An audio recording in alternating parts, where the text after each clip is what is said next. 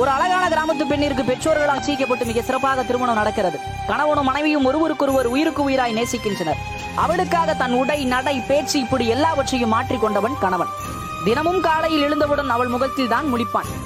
இரவு 7 மணியானதும் வீடு வந்து விடுவான். ஞாயிற்றுக்கிழமை என்றாலே அவர்களுக்கு தீபாவளி தான். அப்படிதான் கொஞ்சி கொண்டு விளையாடுவார்கள். அவருடன் சேர்ந்து கப்புள் டான்ஸ் ஆடுவது, வீட்டில் இருவரும் ரோமியோ ஜூலியட் நாடகம் நடிப்பது, இப்படி ஒரு குழந்தை பிறக்கும் வரை அன்பாகவும் சந்தோஷமாகவும் இருந்தார்கள்.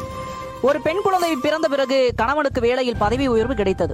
அன்று முதல் அவர்களுக்குள் இடைவெளி வந்தது. அடிக்கடி சண்டையிட்டுக் கொண்டனர். அவன் மனைவியுடன் சரியாக பேசிய 2 மாதங்கள் ஆயிற்று. ஒரு நாள் இரவு அவன் மனைவி, இப்போது என் மேல் உன் காதல் இல்லைடா, உனக்கு பணம் தான் பெருசு, நான் வீட்டை விட்டு போறேன், என்ன தேடாத என்று ஒரு கடிதம் எழுதி கட்டிலில் போட்டுவிட்டு இவள் கட்டிலுக்கு அடியில் ஒளிந்து கொண்டாள். வீட்டிற்கு வந்த கணவன் கதவு ஏன் திறந்திருக்கிறது என்று சத்தமிட்டுக் கொண்டே மனைவியை தேடுகிறான். அப்போது கட்டிலில் இருந்த கடிதத்தை எடுத்து படித்து அதில் இவன் ஏதோ எழுதிவிட்டு தன் நண்பனுக்கு கால் செய்கிறான். மச்சி, பிசாசு போயிட்டாடா, இனிமே எனக்கு எந்த பிரச்சனை இல்லை என்று பேசிக்கொண்டே வெளியே நடக்கிறான்.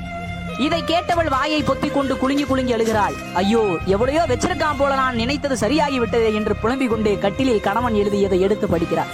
அடி லூசு பொண்டாட்டி, கட்டிலுக்கு கீழே உன் காலு தெரிகிறதடி, என் உயிர் நீதான் என்றேன், நீ சென்று விட்டால் நான் செத்து போயிருவண்டி. இதை படித்தவள், சரி டே பொறுக்கி, நான் எங்கும் போகலடா, எங்கடா இருக்க புருஷா என்று அலறிக்கொண்டே கணவனை தேட தன் மனைவியை பார்த்து கை நீட்டி சட்டையை விலக்கி அவனது நெஞ்சை காட்டி ஒரு சொட்டு கண்ணீர் வடிக்கிறான் கணவன்.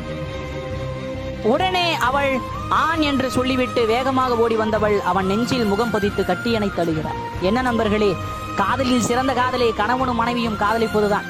பெண் என்பவள் வளைந்த இழுவினால் படைக்கப்பட்டவள். அதை வளைக்க நினைத்தால் வளைய மாட்டாள், இரண்டாக உடைந்து விடுவாள். ஒவ்வொரு ஆணுக்கும் அவன் வாழ்க்கையில் கிடைக்கிற மிகப்பெரிய பரிசே அவன் மனைவி மட்டுமே. அதனால்தான் ஆண்கள் கடன் வாங்கினால் தன்னுடைய பெயரிலும், சொத்து வாங்கினால் தன் மனைவியின் பெயரில் தான் வாங்குகிறார்கள். அதற்கு காரணம், கடன் என்று கேட்டால் என்னை வந்து கேட்கட்டும், சொத்து என்றால் அது என் மனைவி மட்டுமே என்று அர்த்தம்.